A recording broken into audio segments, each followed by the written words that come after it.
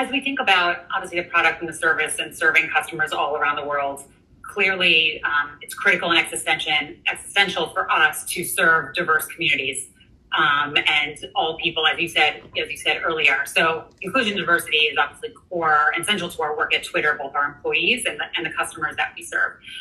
You've been vocal on a variety of different topics and issues that relate to inclusion and diversity. Can you talk about both your views and also your commitment to creating a diverse and inclusive workplace and also a service where everyone can feel included and safe?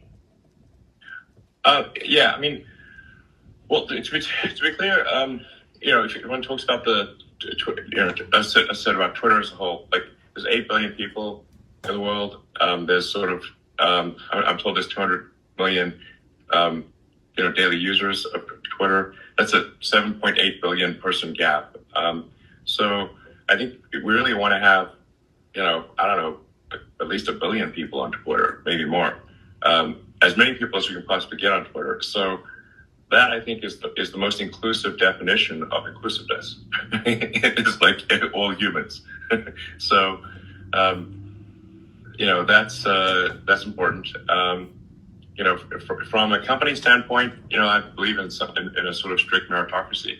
So whatever, whoever's doing great work, great. They get more responsibility and authority, and that's that. I wanted to talk about content moderation, go back to a number of the things that you said earlier. So this is one I'll take verbatim. So you've spoken a lot about the importance of free speech. Let's start with the U.S., where we have a strong tradition around this. And you touched on this earlier. A lot of what's called lawful but awful speech is allowed here in the United States, right? Animal abuse, footage, doxing, videos of sexual violence, etc. So allowing this type of content obviously could cause harm and make Twitter unusable for the broad audience that you're trying to reach. What is your approach to this type of content that's sort of legal but problematic as it relates to people actually using the service? How do you think about this tension? As I said earlier, really, it's like I think we should allow people to say what they want, post what they want within the bounds of the law.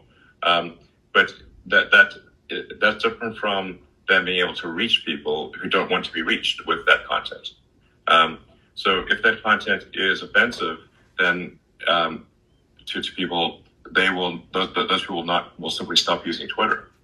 So it's important to make Twitter as attractive as possible, and really that means not showing people content that they would find hateful or offensive or even frankly content they would find boring is not good. So we don't even want them to see boring content. Unless we were talking about TikTok last night, and TikTok obviously does like a great job of making sure you are not bored. I mean, it does like feel like ADD, but like next level. But TikTok does a great job of making you not bored. I mean, I do find some of the videos offensive, I think, but they're not boring. So the folks we like, how do we ensure people have content that they find entertaining and engaging and interesting, such that they want to keep using Twitter and use it more. So that's essential to the growth of the service.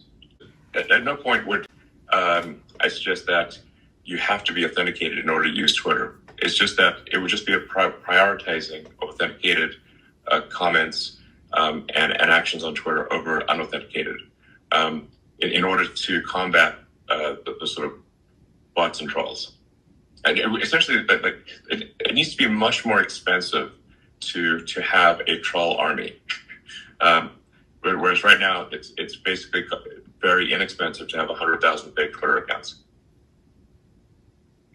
And you have certainly been very vocal on Twitter. You are very vocal on Twitter, and emojis create news cycles.